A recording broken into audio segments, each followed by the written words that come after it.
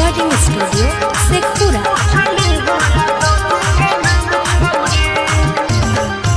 अरे चलता न छोड़ा अब तोर माना मानी बापे दादा तोरा कल को गुलामी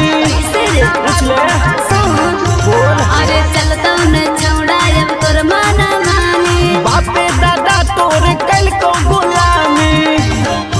जते तोरे तू घरे आराम छोड़ा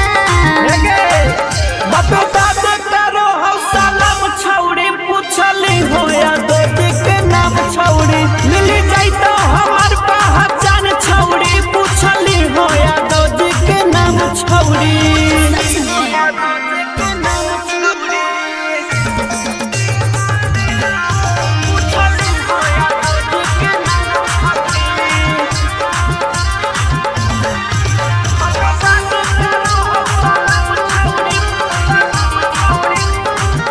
भूल जो तू छोड़ा ये पहले के बात रे मान तो साल मेरा कोई दे तो नहीं साथ गे अच्छा आगे